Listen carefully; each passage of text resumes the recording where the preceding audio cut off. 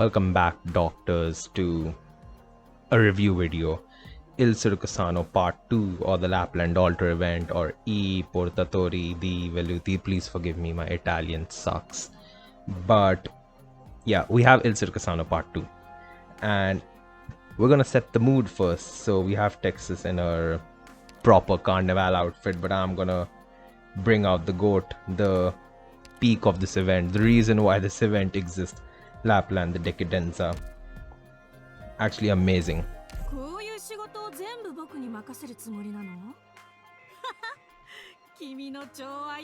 Yep, appreciate her.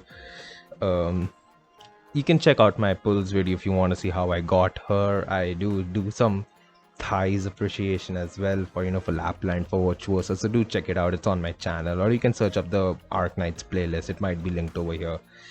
But let's talk about the event in general. This event has been really amazing. The font, the UI font, the UI design, the animations, the wallpapers, it's been a blast. The artwork in the entire story is gorgeous. It's peak.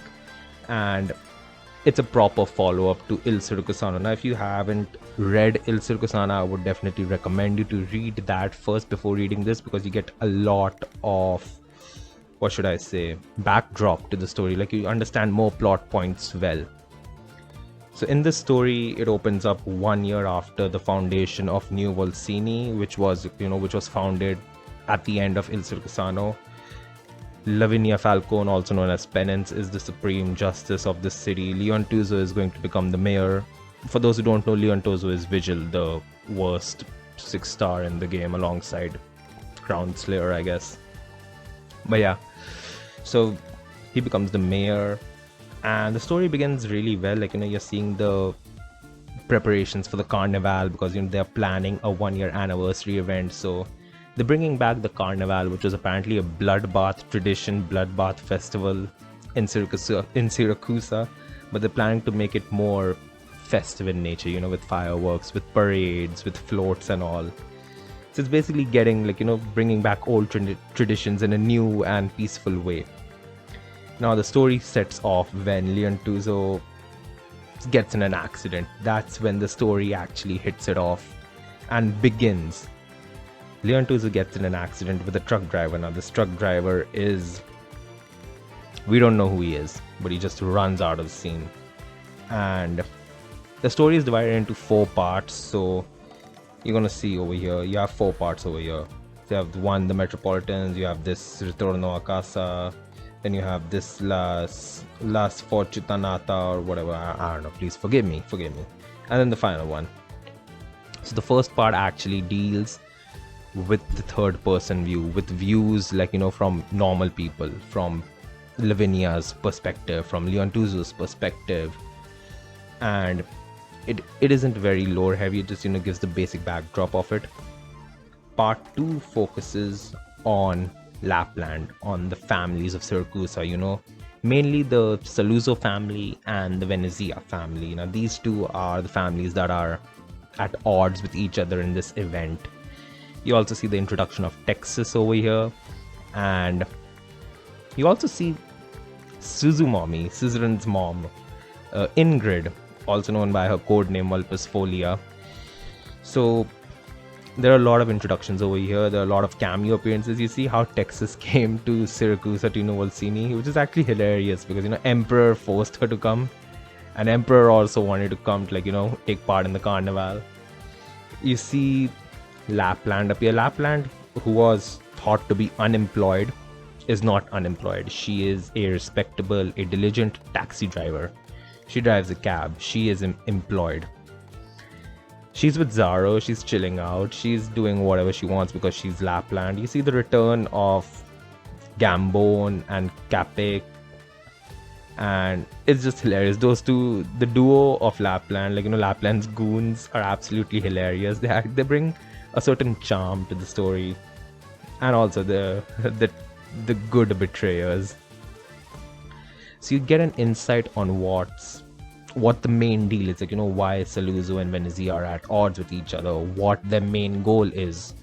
The main goal is obviously getting hold of the truckers reunion, through which they can transfer their materials, explosives, guns, drugs, that kind of stuff.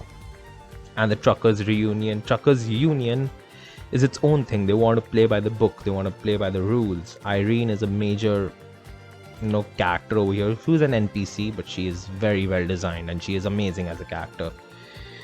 You see Lavinia's thoughts on the matters. Leontuzo is in a coma, so he's kind of chilling. And you see Ingrid appear, Ingrid Suzumami. Ingrid appear, and she's here to protect a certain fang, because that fang has grown old. And you see Fugurino, who's the grandson of that said fang. I think his name was Umberto. So you have 3 to 4 different plot lines, but they're all interconnected over here, and it's so seamlessly interconnected. It does not feel like one part of it is completely irrelevant. Like some Arknight stories have irrelevant plots where you can just take it out and it won't remove the essence of the story. But over here, each part, while initially it feels irrelevant, towards the end it combines and really is it's kind of a different feeling, you say, when you read it. Now after part 2 you have part 3, which focuses on Crownslayer. So you see Crownslayer's background. You see when Ilsur Kusano left on a cliffhanger where Project Red killed Crownslayer's master, and Crownslayer was pissed. So over here you see the fallback, what Crownslayer felt, what happened in the future. And you see Crownslayer join the truckers union, Crownslayer becoming playable obviously. Crownslayer does not take revenge on Red, even though she can towards the end, but she doesn't. Project Red is on her own mission to kill all the fangs, which is it's a delusional mission, but she finds it out in the end that it's very delusional, and she's been made use of, which kind of hurts. It's kind of bittersweet, but that was the essence of the story. Kalsa does not appear, although she is mentioned, and I'm gonna mention Calcit because CN spoilers obviously, but yeah, whatever. So part 3 deals with Crownslayer. Now over here you find out that the actual truck driver, in part 1 already you find out who the truck driver was, that wasn't an accident with Leontuzo. But over here you see that not only the truck driver was present, but Crownslayer was also present in that truck. And you see how it led up to that moment. You have these different points in history that were all leading up to that car crash, and it's just very beautifully well written, and it's just well connected overall. The story does jump between places, you're jumping from one point to the other, one day to the other, you're jumping from 6th November to 2nd November, then from 2nd November to 4th November, but it's not that difficult to understand. And then towards the end you see that Lappland has been the essence of it all. Lappland has been controlling everything from day one. She was there when the accident happened. She was driving her taxi cab. She knew about the drugs, she knew about the explosives. She was there when the when the parades exploded and all. She played with Texas a bit. She's Lappland, and it's amazing how they write her character. I'm not going to spoil Lappland's story because that's the essence of this event, and it's better to just read it yourself. But overall I would say that even though Lappland wasn't the main star of it, she herself made it into her, what am I saying, but she herself made the story focus on her towards the end, bringing the giant land ship, exposing the truth, taking down the Saluzos. It was beautiful, it was amazing. And towards the end she becomes the alpha, she becomes the leader of all the fangs, and she's just beautiful. Not gonna lie, she's just very, very beautiful. But alright, that's enough about the story. The event is fireworks. The main essence of it is fireworks. You gotta play with fireworks, which is an interesting concept, because coming out from other events like Il Circusano had the rain, Lone Trail had the gravity stuff, Stultifera Navis had the, what should I say, the removing the algae and stuff, the Nether Sea band and all. But over here you have fireworks, and you have 4 different types of fireworks, and it's very efficient, like, you know, whatever suits your playstyle. For me, I personally use the green ones because they slow the enemies. But if you love Gnosis, if you play Gnosis a lot, if you play, you know, characters who can freeze enemies, there's also a blue one that inflicts cold that can, you know, permanently freeze your enemies, at least the mob ones. You have another one that deals burn damage, and you have the first one that increases attack speed. Now the attack speed is kind of like a high risk, high reward stuff, but I feel like, you know, the slow one is the best way to go. The node stages weren't that difficult, although I still do have a bit of problems, like, you know, with PV10 with the Lappland stage, because I can't seem to get that perfect RNG for, you know, for farming. Like, you know, sometimes Virtuosa dies, or sometimes Ines leaks an opponent and it just goes to hell. So I've planned it out, I figured it out a bit. I've, like, you know, changed up my timings. The clear is the same as I've shown you in my clear videos, but it's just that, you know, Vishida is not dropped early, she's dropped a bit late, and I don't use Mina's skill when Lappland dies, I use it before. So, like, you know, so Lappland cannot always, what should I say, silence Mina when she appears close by. So I've done some slight changes to the bit, but it's still very much the same. I've also replaced in what should I say, Blaze and Cube Eye's positions. Like, you know, Cube Eye was down, Blaze was up, so now Blaze is bottom, Cube Eye is up top. That sounds very wrong, but imagine it as you want. It's gonna be a hot picture. Not gonna, it's gonna be very hot. But alright, then you have, like, you know, the artwork, the designs, it was absolutely amazing. The wallpaper, as you see it over here, is beautiful. You have these commissions where, you know, it's kind of like a puzzle, which is very, very fun to do. Like, you know, I love puzzles, so I like that this mini game is very fun to do. It's much better than that last mini game that we had last year with the Zwillingstrimim Herbst event. I did not understand anything. I just went with the random stuff over there. So at least over here I can understand shit. But alright. Event done, boss done. That's the true essence of the event. It's a very easy event. I mean, not that much difficult, especially once you figure out how to use the fireworks and all. Once again saying that the slow ones are the best. I don't know how the X stages are going to be, but I do have hopes that, you know, it's gonna be it's gonna be easy, please.